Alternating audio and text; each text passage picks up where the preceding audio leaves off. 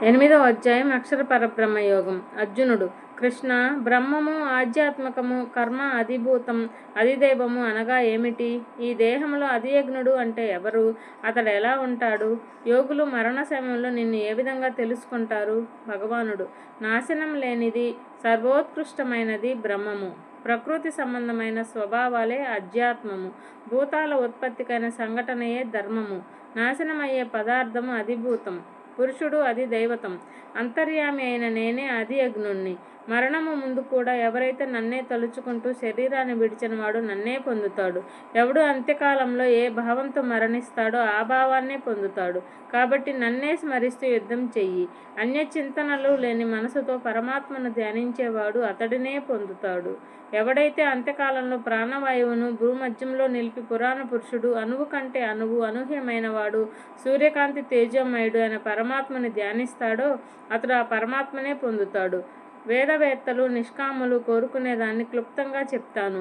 నవద్వారాలను బంధించి ఇంద్రియ నిగ్రహం కలిగి మనోవృత్తులను నిరోధించి ప్రాణాన్ని బ్రహ్మరంధ్రంలో నిలిపి ఓంకారాన్ని ధ్యానిస్తూ నన్ను స్మరిస్తూ మరణించేవాడు పరమపదాన్ని పొందుతాడు. ఇతర ఆలోచనలు లేకుండా నన్నే స్మరిస్తూ నమ్ముకున్నవాడు తిరిగి ఈ దుఃఖపూరిత అశాశ్వత లోకంలో జన్మించక నన్నే పొందుతాడు. బ్రహ్మలోకము వరకు పునర్జన్మ ఉంది, కానీ నన్ను చేరిన వారికి లేదు. బ్రహ్మకు 1000 యుగాలు ఒక పగలు, 1000 యుగాలు ఒక రాత్రి. అతని పగటి కాలంలో పుట్టిన ప్రకృతి అతని రాత్రి కాలంలో లయమవుతుంది. అలానే సకల జీవులు కూడా ప్రకృతికి అతీతమైన శాశ్వతమైన పరబ్రహ్మ మాత్రం నశించదు. అదే నా నివాస స్థానం. అది ఇంద్రియాలకు గోచరం కాదు. సమస్త ప్రాణులు ఉన్న జగత్తు అంతా వ్యాపించి ఉన్న పరమాత్మ భక్త సులభుడు.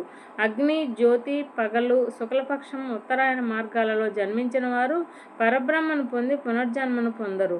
పొగ, రాత్రి, కృష్ణపక్షం, దక్షిణాయనాలలో మరణించిన వారు తిరిగి జన్మిస్తారు. ఇవి తెలిసిన యోగి భ్రాంతి చెందడు. కాబట్టి యోగయుక్తుడవై ఉండు. దీనిని గ్రహించిన జ్ఞాని వేద, యజ్ఞ, జపతపాదుల వలన కలిగే పుణ్యస్థానాన్ని అధిగమించి శాశ్వత బ్రహ్మపదాన్ని పొందుతాడు.